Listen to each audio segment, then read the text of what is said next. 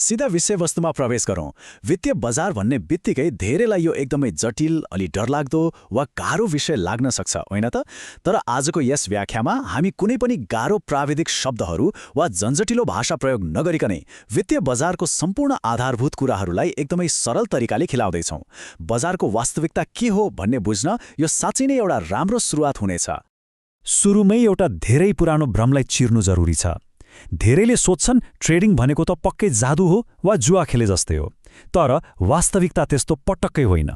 सही तरिकाले बुझेर गर्दा ट्रेडिङ एउटा यस्तो सिप हो जुन मानिसहरूको व्यवहार, मूल्यहरू र सम्भावनाहरूको गणितमा आधारित हुन्छ। यो कुनै रातारात धनी हुने भाग्यको खेल होइन, बरु बजारको विज्ञान र मानिसको मनोविज्ञान बुझ्ने एउटा गजबको कला हो। यो विशाल वित्तीय संसारलाई सजिलै बुझ्न हामी यसलाई 6वटा सरल चरणहरूमा हेर्नेछौँ। ट्रेडिङको मुख्य आधार, बजार र उपकरणहरू, फ्युचर्स र अप्सन, मूल्य कसरी परिवर्तन हुन्छ, बजारका सहभागीहरू को हुन् र अन्त्यमा सुरुवातीहरूको लागि केही महत्त्वपूर्ण जानकारी। खण्ड 1, ट्रेडिङको मुख्य आधार। अब सोचौँ, सबैभन्दा महत्त्वपूर्ण कुरा के हो त? एकदम सरल छ, कम मूल्यमा किन्ने र पछि अलि बढी मूल्यमा बेच्ने। ट्रेडिङमा कुनै पनि कुरालाई जीवनभर आफ्नो बनाएर राख्नुपर्ने बाध्यता हुँदैन। मुख्य ध्यान भनेकै मूल्यको उतार चढावमा हुन्छ, स्वामित्वमा होइन। मूल्य तल माथि हुनु नै नाफा कमाउने मुख्य बाटो हो। यसलाई एउटा दैनिक जीवनको उदाहरणबाट हेरौँ। मानौ एउटा मोबाइल फोन 20,000मा किन्यौ र पछि त्यसलाई 25,000मा बेचियो। यहाँ सिधा 5,000को नाफा भयो, होइन त? ट्रेडिङको दुनियाँमा पनि ठ्याक्कै यही नियम लागू हुन्छ। फरक यति मात्र हो कि यहाँ फोनको साटो शेयर वा मुद्रा हुन्छन् र यो सबै खरिद बिक्री कम्प्युटर वा मोबाइलको स्क्रिनमा भइरहेको हुन्छ। खण्ड 2, बजार र उपकरणहरू। बजारलाई एउटा ठूलो सपिङ मल जस्तै मान्न सकिन्छ, अनि उपकरणहरू भनेका चाहिँ त्यो मलभित्र रहेका विभिन्न पसल र त्यहाँ बेच्न राखेका सामानहरू हुन्। वित्तीय बजारमा त नि स्टक, विदेशी मुद्रा जस्ता विभिन्न बजारहरू हुन्छन् र तिनमा यिनै विभिन्न उपकरणहरूको कारोबार हुने गर्छ। स्टक वा शेयरको कुरा गर्दा यसलाई एउटा ठूलो पिज्जा जस्तै सम्झौँ, जसलाई 1000 टुक्रामा काटिएको छ। त्यो पिज्जाको एउटा सानो टुक्रा नै स्टक हो। यसले कुनै पनि कम्पनीको एउटा सानो अंश वा स्वामित्वलाई जनाउँछ।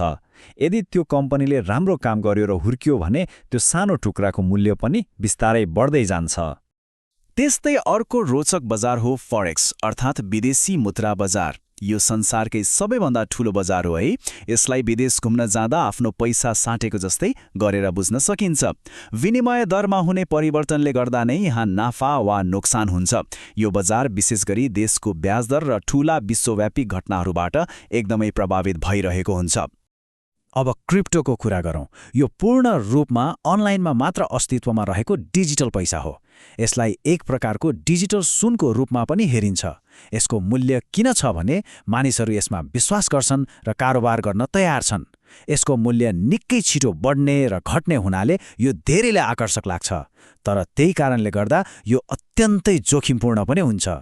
खण्ड 3, फ्युचर्स र अप्सन्स। फ्युचर्स र अप्सन सुन्दा उस्तै लागे पनि यसमा एउटा मुख्य भिन्नता छ। फ्युचर्स भनेको एउटा पक्का सम्झौता हो। जस्तै अर्को महिना 1 किलो स्याउ 100 रुपियाँमै किन्ने सहमति। पछि स्याउको मूल्य 150 पुगे पनि 100 नै तिरे पुग्छ। तर अप्सनले चाहिँ एउटा विकल्प दिन्छ, बाध्यता होइन। जस्तै फिल्मको टिकट पक्का गर्न सुरुमै थोरै बुकिङ रकम तिर्नु, पछि मन परे फिल्म हेर्ने, नपरे त्यो सानो बुकिङ रकम मात्र माया मार्ने। कुरा यति हो। खण्ड 4, मूल्य कसरी परिवर्तन हुन्छ। यो त बजारको एकदम सुनौलो नियम नै हो। यदि एउटा मात्र कुर्सी छ र 10 जना मानिस त्यसलाई किन्न तछाडमछाड गरिरहेका छन् भने कुर्सीको मूल्य पक्कै आकाशिन पुग्छ।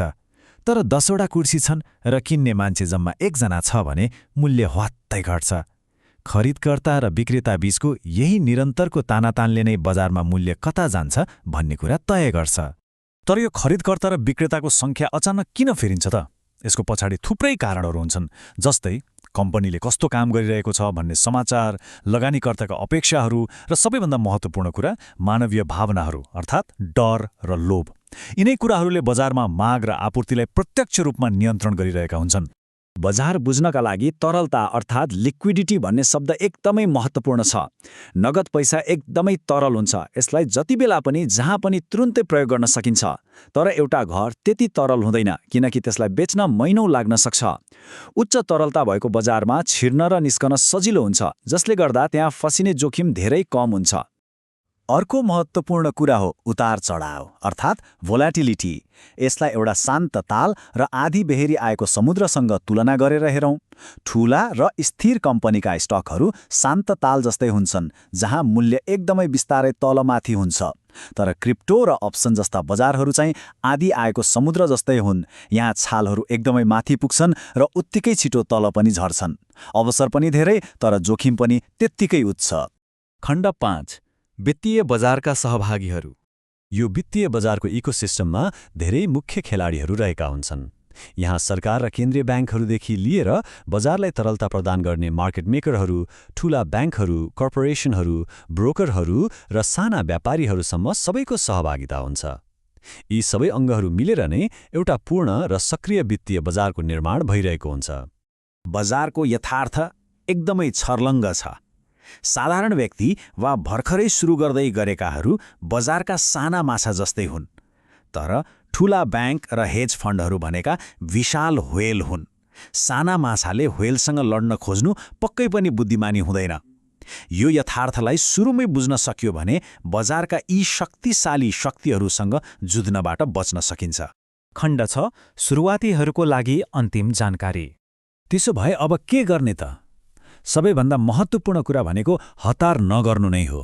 एकदम बिस्तारै सुरु गर्नुपर्छ।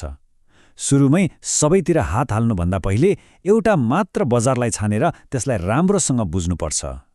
नाफा कमाउने दौडमा हाम फाल्नु अघि बजार कसरी चल्छ भन्ने कुराको जरासम्म पुग्नमा पूरा ध्यान केन्द्रित गर्नुपर्छ। अन्तमा यो भनाइलाई सधैँ याद राखौँ। ट्रेडिङ भनेको केवल हरियो र रातो चार्ट वा ग्राफ मात्र हुँदै होइन। यो त मानिसहरूको व्यवहार, मूल्यको दिशा र सम्भावनाहरूको गहिरो अध्ययन हो। यी मूल आधारहरूले एउटा बलियो जगत पक्कै निर्माण गर्छन्। तर अब एउटा प्रश्न बाँकी नै रहन्छ, के हामी बजारको यो विशाल मनोविज्ञानलाई जित्ने कला सिक्न तयार छौँ त? यस विचारोत्तेजक प्रश्नका साथ आजको यो विश्लेषणलाई यहीँ विश्राम दिउँ।